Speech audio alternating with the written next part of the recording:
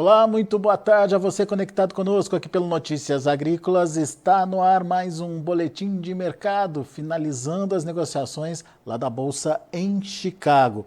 Foi um dia sem um movimento definido aí para os preços lá na Bolsa de Chicago.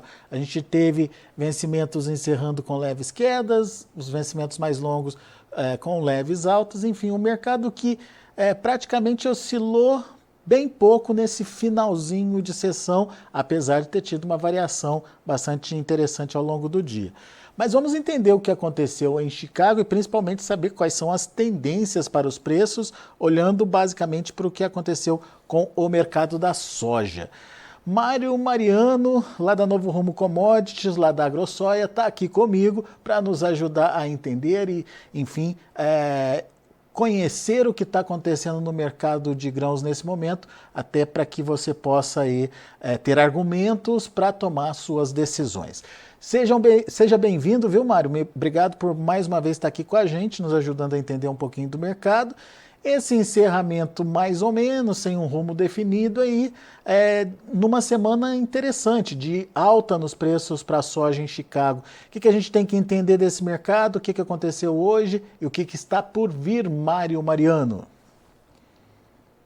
Havendo uma movimentação de realizações de lucros dos fundos que tanto venderam commodities agrícolas nos últimos 60 dias, e fizeram uma movimentação contrária, comprando moedas, comprando ouro, taxas de juros, aquela proteção do mercado financeiro por conta de uma guerra do Irã.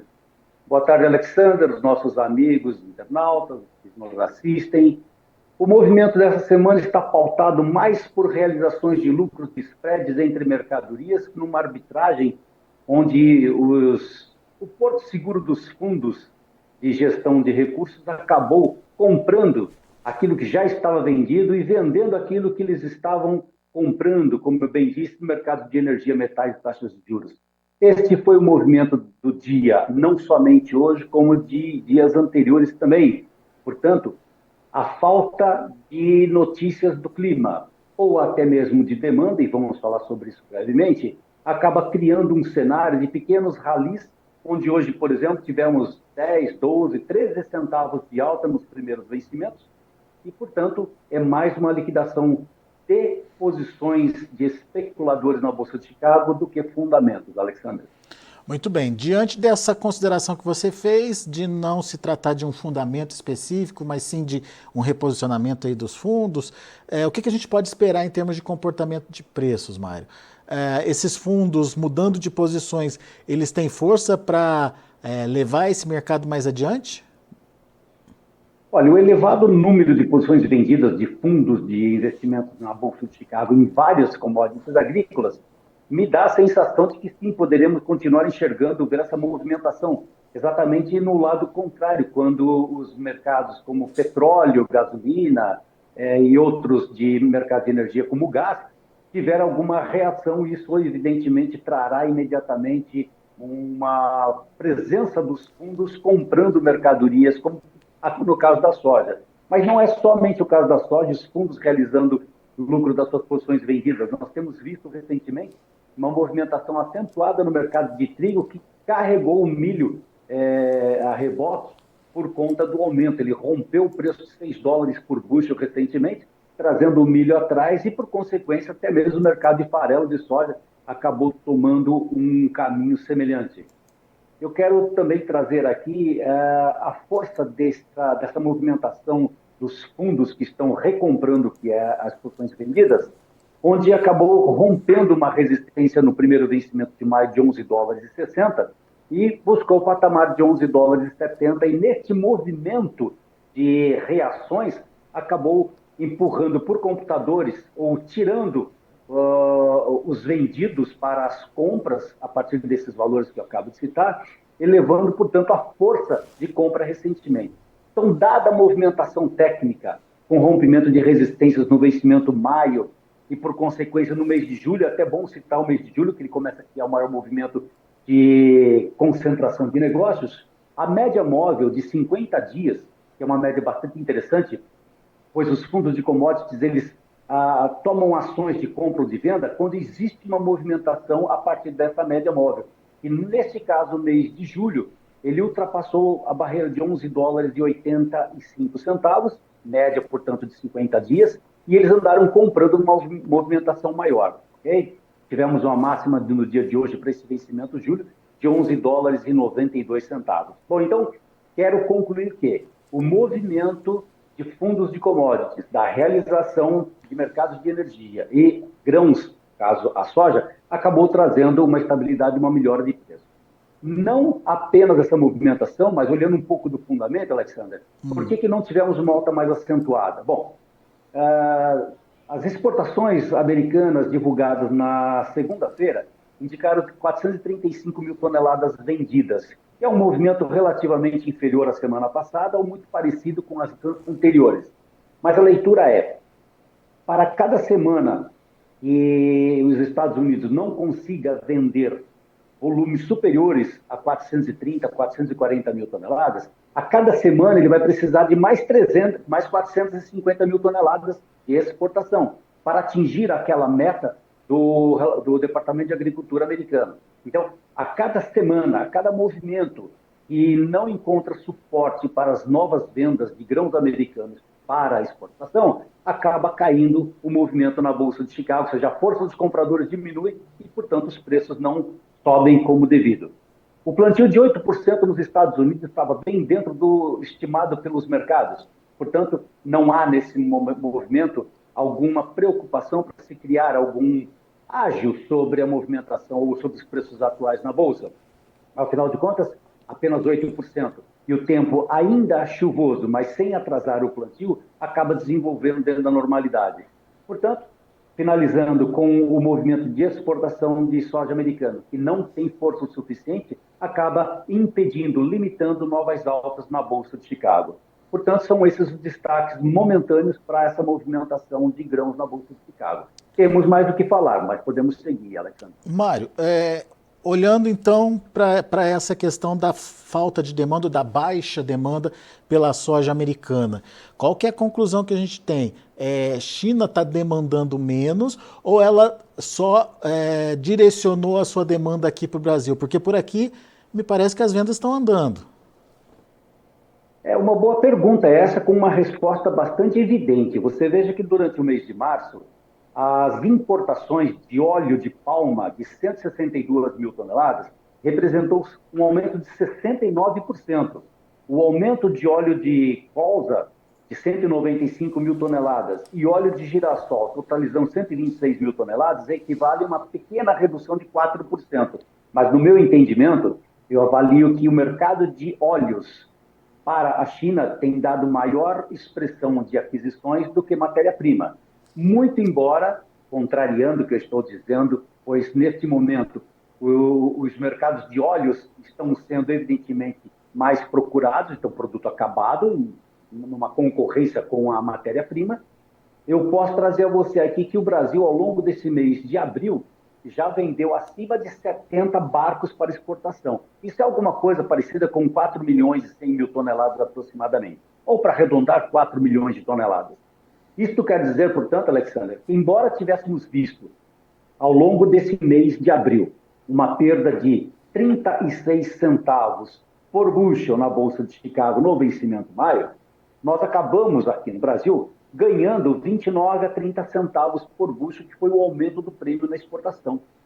Então, se eu posso responder sobre China, sim, a demanda persiste, o produto brasileiro é a pauta do momento, dado o volume, inclusive, negociado durante esse período, e também para poder sinalizar que o nosso produto está competitivo o suficiente, nós tivemos uma desvalorização do real recentemente da ordem de 1,57%. O dólar saiu de R$ 5,06 para R$ 5,15, R$ 5,16 no dia de hoje. Então, esse é mais um impulso que corrobora para as exportações do Brasil. Eu notei em algum lugar aqui recentemente dizendo que o produto brasileiro, quando chega na China, ele chega ao redor de 477 dólares por tonelada.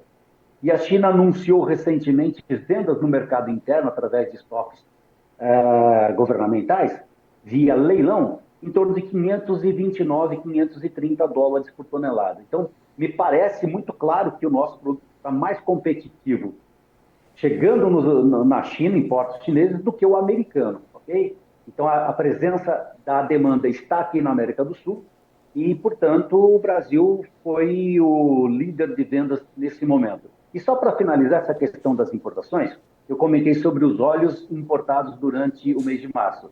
A soja no mês de março, ela foi importada da ordem de 5 milhões e meio de toneladas aproximadamente na China. E olha que interessante, o Brasil vendeu no mês de março ao redor de 3 milhões e 20 mil toneladas, destino China, e os Estados Unidos 2 milhões e 180.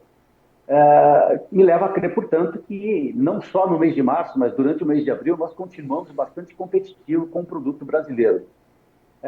Um número que chama atenção até para dizer que não tem muita força de alta na Bolsa de Chicago é exatamente esse aqui, ó. No primeiro trimestre do ano corrente, os Estados Unidos vendeu 7 milhões e 140 mil toneladas para a China e o Brasil 9 milhões e 990. Então isso mostra que, além de nós termos preços competitivos e volumes, os Estados Unidos não conseguem emplacar em volumes. Portanto, tem força de altas na Bolsa de Chicago por essas razões, Alexander. Mário, mas se Chicago fica pressionado ou pelo menos limitado de um movimento de alta por conta da falta de demanda chinesa, aqui no Brasil a demanda chinesa ela está colocando prêmio ou está melhorando os prêmios para o produtor brasileiro, a ponto de se tornar um negócio atrativo, ou essa venda de 4 milhões que você trouxe para a gente são vendas já antigas, enfim, que estão só sendo entregues nesse momento? Não, ao contrário, elas serão entregues a partir do mês de junho, julho e até uma parte de agosto. A maior concentração do movimento de entregas, maio e junho. Okay? Então foram negócios realizados negócios novos. No início do mês. Exatamente, são vendas novas, iniciadas a partir do primeiro dia do mês de abril. Eu faço uma comparação aqui para poder responder a você se foi interessante ou não. Com base nesse período, tá, do dia 1º até o dia de hoje, de abril, o preço em Santos, aqui em São Paulo, ele saiu de R$ 127 para R$ 129. Então teve um ganho aproximado de R$ 2, R$ 1,80. Em Rondonópolis, tanto na parte de ferrovia, portanto exportação, ou das fábricas, ele pulou de R$ 120 para os atuais R$ 122, em algum momento R$ 122,50 aproximadamente. O dólar, como eu disse, que aumentou 1,75% nesse período, ele não só corroborou, como também acabou apoiando algumas exportações por um período mais longo. Isso quer dizer, na minha opinião, que o prêmio, ele saindo de 12 negativo para 17 positivo, na sua somatória tivemos oportunidade de fixações de preços para exportação muito maiores do que a perda que tivemos na Bolsa de Chicago com esses 36 centavos nesse mesmo período. Portanto, perdas na Bolsa de Chicago, alta do dólar, que é a desvalorização do real. O ganho na exportação resultou num ganho no ativo do produtor na ordem de R$ 2 por saca, aproximadamente nesse período, Alexander. Bom, Mário, então temos aí um bom momento, um momento interessante de negócio aí para o produtor brasileiro. Agora, esse momento, ele tende a continuar, na sua opinião? Teremos novas oportunidades, mas ou é hora de pensar em safra nova? Enfim, qual que é a estratégia que dá para pensar nesse momento, Mário? Bom, dadas as circunstâncias mais recentes do mercado financeiro, onde o apoio do dólar, que chegou até R$ 5,28 ao longo desse mês, que foi a máxima registrada até o momento, ela dá amparo a novos valores que apoiam os novos preços para a soja, para o milho e para outros produtos exportáveis, porque eu tirei aqui a conclusão de que com a dívida, eu estou falando de Brasil, tá? A dívida bruta da ordem de R$ 1 trilhão já corresponde a 77,5% do PIB. A previsão, ou as projeções do mercado financeiro, já mostra que poderemos chegar até 80,1% do PIB em 2025. Minha conclusão, Alexander, é Se temos um endividamento tão alto e crescente, é muito provável que o dólar não faça quedas ou não quedas tão sustentadas e poderá apoiar o ativo exportável. Tanto soja, farelo, milho, produto exportável, que vai chegar à fazenda do produtor, pode trazer uma precificação melhor, apontando, inclusive, que a estratégia do produtor recentemente, pelo menos ao longo desse 2024, ela foi assertiva. Onde eu quero concluir?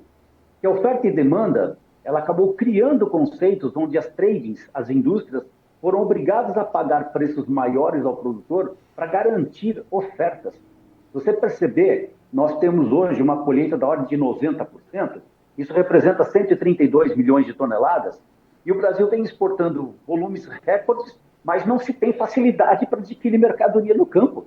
Portanto, o que eu quero dizer com a desvalorização do real está suportada por um excesso de endividamento brasileiro, por conta de um período mais longo que os mercados estão atribuindo. Portanto, no dólar, nós ainda teremos apoio à exportação.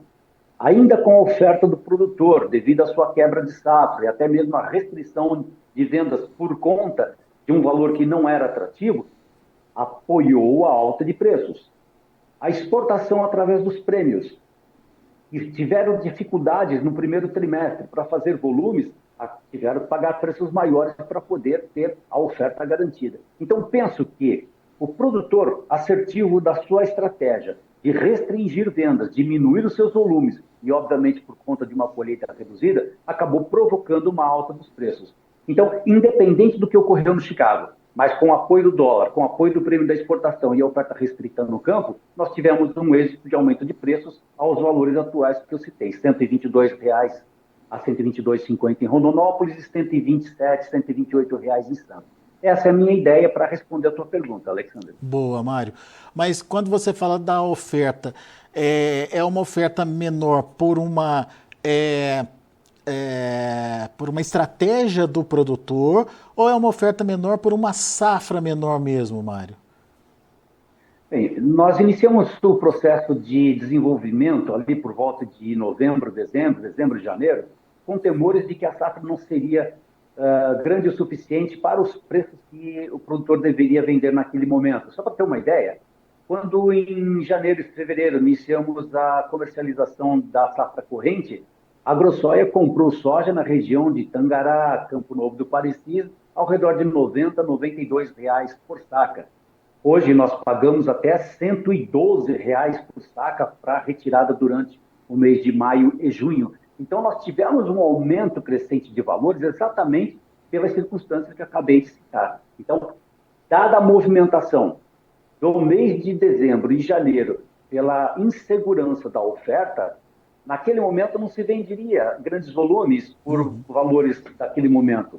Mas agora com 112, 110 reais, já aumentou bastante a oferta e até mesmo foi tempo suficiente, Alexandre, para o produtor entender qual é o tamanho do ativo que ele colheu e como ele poderá desenvolver as suas vendas e até mesmo, respondendo agora uma parte da sua pergunta anterior, ele colocará esse ativo disponível para comercialização na troca de insumos, como fertilizantes, sementes, defensivos, para a próxima safra. E, da última vez que nós conversamos, eu já havia comentado que era um dos melhores momentos para fazer a troca da safra nova. Perdemos um pouco o time? Sim, né? Tivemos uma desvalorização do real, o dólar ficando mais caro, acaba também encarecendo o insumo dolarizado ao produtor, enfim. Mas também é uma parte da resposta à sua pergunta. Sim, o momento para a safra desses preços atuais é interessante, né? E para a safra futura, a troca com os preços desse ativo à vista também passou a ser mais interessante do que há 6, 4, 3 meses atrás. Portanto, o mercado, nesse momento, ele vai ser imediatamente provável em termos de liquidez se o produtor tiver o ativo para venda, ou seja, tiver estoque e atender os seus interesses para a sobrevivência do segundo período do ano, até porque é inseguro dizer qual o tamanho da colheita do milho, né? Em vários estados estamos percebendo aí algumas dificuldades climáticas, rendimento até por conta de doenças. Portanto, eu acho que o produtor ainda vai continuar tendo uma limitação de ofertas e, quem sabe, provocar preços maiores com essa estratégia, Alexandre. Muito bom, Mário. Tem uma pergunta aqui do nosso internauta, Luiz Carlos Leite, Mário. Ele quer saber o seguinte: o senhor acha que a soja brasileira diminuindo, o prêmio por aqui subindo, os compradores migram para os Estados Unidos? E se isso acontecer, Chicago explode? É uma pergunta que eu responderia que sim, é possível. Só não vejo isso acontecer no momento, pois, como eu disse anteriormente, né, a soja brasileira chegando a 477, 480 dólares, se eu não me engano, esse valor que eu citei, isso mesmo, 477 dólares, 480 dólares, chegando na China, ele é muito mais barato do que os 570, 550 da soja americana e dos 530 do estoque chinês no momento. Não sei se temos espaço para ver uma China comprando grandes volumes nos Estados Unidos, pois existe nesse momento ainda alguns resquícios da inatividade comercial entre os dois países por conta de resoluções comerciais, né? Então ainda tem muito que ser conversado, não só na área agrícola, como na área industrial também, e os Estados Unidos fará acordo com a China para um novo comércio bilateral, como foi feito na época do presidente Trump, quando foi feito um grande volume de vendas, mas a China acabou não finalizando a totalidade do acordo, ok? Então, nesse momento, eu acho que Brasil, Argentina, por terem moedas um pouco mais desvalorizadas, por ter uma oferta maior, ele pode ser ainda o melhor ofertante de grãos para a China do que os Estados Unidos. Muito bom. Obrigado ao Luiz Carlos pela pergunta. E é isso, né, Mário? Até mesmo com os prêmios, vamos lá, de novo, os prêmios precisariam subir muito, né, para que a gente tenha aí uma equiparação com os preços da soja americana lá para a China. E me parece que não é esse o momento de alta muito exagerada dos prêmios, né? Pelo menos por enquanto não, né? Eu estou percebendo, não, o que eu vou falar é real. Devido à dificuldade de garantia de oferta de grãos, vamos falar do Mato Grosso, que é o maior estado produtor e colhe mais cedo. A inatividade do produtor nesse primeiro trimestre obrigou as empresas a fazer alguma transformação de valores, ou por conta do transporte ferroviário, ou por conta do rodoviário. Aliás, o rodoviário é um dos menores preços que nós estamos tendo de umas 3 safras, né? Haja visto que é consequência da falta de mercadoria para transitar entre as fazendas e os portos e fábricas. Olhando para o mercado de ferrovia, também houve este ano, por incrível que pareça, uma redução de valores da ferrovia para quem está descendo de Rondonópolis até Santos. Então, é evidente que a estratégia do produtor, por falta de colheita, né? Nós vimos projeções de 48 a 50 milhões de toneladas inicialmente na área plantada e foram colhidas em torno de 37,5 a 38 milhões de toneladas. Essa redução de produção, essa redução de oferta, obrigou muita gente a ter que repensar as suas estratégias para o Mato Grosso. Portanto, isso acabou criando, sim, uma movimentação diferente de anos anteriores, provocando preços maiores ao produtor para a garantia da oferta. Isso vai continuar? Olha, é muito provável, porque eu não vejo grandes volumes ofertados no Mato Grosso para quem quiser adquirir um volume maior, como, por exemplo, aconteceu recentemente, de vender 4 milhões de toneladas a nível de Brasil, via portos, né? Assim como Santos, assim como Paranaguá, ou outros portos do Sul, como Rio Grande, Santa Catarina, enfim. O fato é que todo esse volume comercializado via Mato Grosso, a oferta é restrita, obrigando o comprador a pagar preços maiores, até mesmo o prêmio acabou subindo por consequência disso, porque, como bem disse e vimos, a oferta está bem restrita, Alexandre. Muito bom. Mário Mariano, meu amigo, mais uma vez, muito obrigado aí pela disponibilidade de estar aqui com a gente, ajudando a gente a entender um pouquinho mais dessa dinâmica de precificação e de comportamento do mercado. Volte sempre, Mário. Sempre bom estar com você, levando aquilo que eu entendo como sendo importante para a comercialização e decisão do produtor. Até um breve encontro. Bom estar com você, Alexander. Até mais. Grande abraço, Mário. Tá aí, Mário Mariano com a gente, Novo Rumo Commodities, AgroSoia, trazendo as informações do mercado. Nossos agradecimentos a você que também está nos acompanhando aí pelas redes sociais, em especial pelo chat do YouTube. Lembrando que você que está no YouTube acompanhando essa transmissão, não saia do YouTube sem fazer a sua inscrição aí no canal. A sua inscrição vai nos ajudar a chegar aí nos 100 mil inscritos, que é a nossa primeira meta aí, e você pode nos ajudar a bater essa meta. Não se esqueça também de deixar o seu like, o seu joinha, aí para que a gente possa difundir melhor as nossas informações. Muito obrigado pelo seu apoio, muito obrigado pela audiência. Antes de encerrar, deixa eu passar para vocês como encerraram as negociações lá na Bolsa de Chicago. Vamos ver na tela? Soja lá em Chicago, portanto, encerrando sem um rumo definido. O primeiro vencimento maio fechou com queda de 1,5 a 11 dólares e 66. O julho, 11 dólares e 81, queda de meio ponto. Agosto, 11 dólares e 84, alta de 0,25. Setembro, 11 dólares e 71, alta de 1 pontinho, variando aí entre mais um, menos um ponto. A soja encerrou em Chicago sem grandes alterações. A gente está vendo na tela agora o milho no vermelho. Maio fechou com 5 pontos mais 25 de queda, 4,37. O julho, 4 dólares e 48 centos por bushel, queda de 4 pontos. Setembro, 4,58, queda de 2 pontos mais 75. Dezembro, 4 dólares e 72 centos por bushel, queda de 2 pontos. E para finalizar, temos o trigo. Na contramão do milho, o trigo acabou encerrando com altas até importantes aí para o dia. Maio, 5 dólares e 94 centos por bushel, 9 pontos e meio de alta. Julho, 6,13, subindo 10 pontos mais 25. Setembro, 6 dólares e 31 centos por bushel, 11 pontos e meio de alta. A mesma alta para dezembro, que fechou a 6 dólares e 54 centos por bushel. São os números de fechamento do mercado. A gente vai ficando por aqui. Agradeço a sua atenção e a sua audiência. Notícias agrícolas, informação agro relevante e conectada.